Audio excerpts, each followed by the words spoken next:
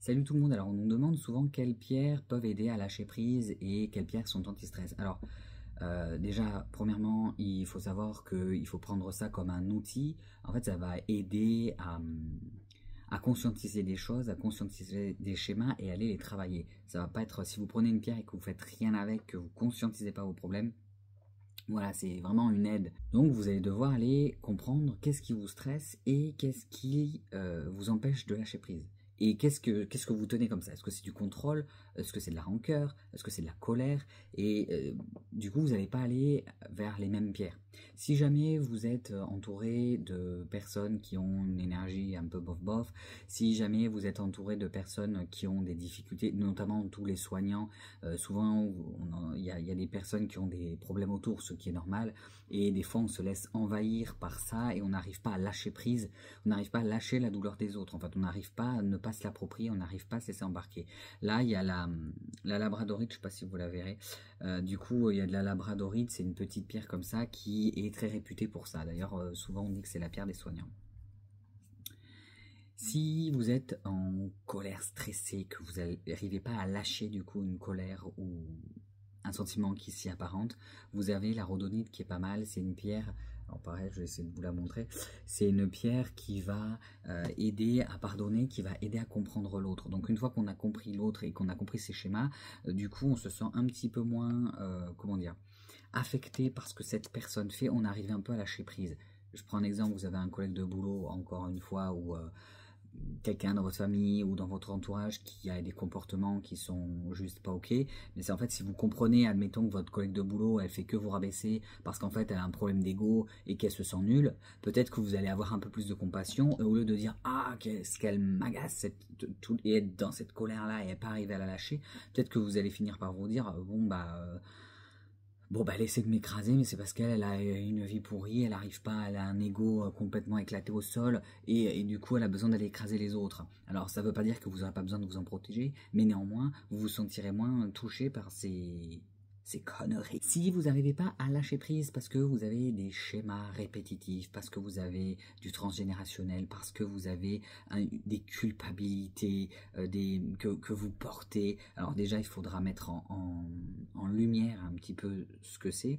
Et là justement vous avez l'obsidienne, de l'obsidienne noire. Alors c'est une pierre en fait qui va aider à aller couper les liens qui ne sont plus utiles. Alors ça peut même être avec des vieilles relations. Des fois quand vous avez des relations, vous n'arrivez pas à les terminer. Vous savez que c'est pas forcément bon pour vous, mais vous restez quand même dedans alors que ça n'amène plus rien à personne et que vous n'avez plus d'apprentissage, qu'il n'y a plus enfin voilà, qu'il n'y a plus rien de positif là-dedans. Vous pouvez utiliser une obsidienne pour lâcher prise de cette relation. Pareil dans un boulot, si jamais vous vous lassez, vous en pouvez plus, vous avez envie de le quitter, mais vous avez trop peur, vous avez peur de lâcher ça et de rien trouver derrière. Alors je vous encourage pas à quitter votre boulot, mais admettons que vous êtes vraiment pas heureux là-dedans et il y a ces espèces de peurs.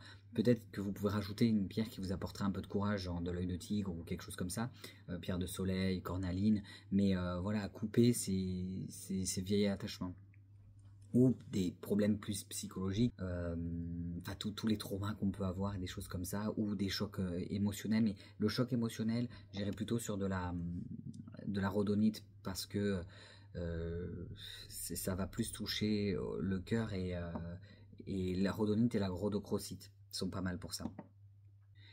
Si jamais vous êtes quelqu'un d'angoissé, de stressé, mais vous ne savez pas trop pourquoi, ouais, c'est un peu votre nature, il y a l'améthyste. Alors là, j'ai un morceau brut et là, j'ai une petite pierre.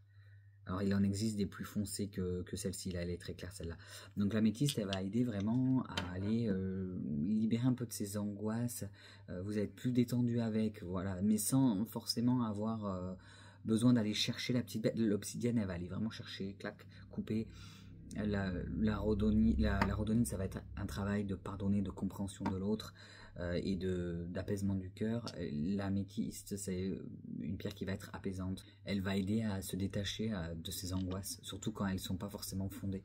Je sais pas, vous avez votre enfant qui part en voyage, par exemple, scolaire ou en week-end, un peu loin de vous, bah, c'est une pierre qui va être pas mal, parce que là, la peur, c'est plutôt peut-être une peur du détachement, de l'abandon ou ce genre de peur qu'on peut avoir quand on est parent, bah là c'est une améthyste, ça peut être pas mal. Vous la prenez, vous essayez de conscientiser que de toute façon le danger il est même quand vous êtes à côté de chez vous. Enfin, je sais pas si c'est bien de conscientiser ça, mais de se rendre compte que il y a certaines peurs qui sont pas forcément dans la logique, d'aller se dire ok, mais en fait là peut-être que mon enfant est à juste quelques heures de plus que d'habitude, mais il ne risque pas plus que d'habitude. Voilà.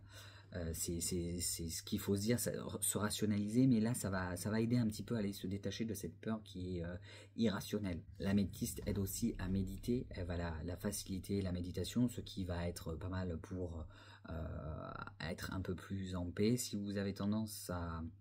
vous méditez assez régulièrement, vous avez tendance à être plus calme, et quand on est plus calme, on arrive plus à lâcher prise dans la vie. On va être moins anxieux, moins stressé, et c'est des exercices que vous pouvez faire alors avec ou sans pierre.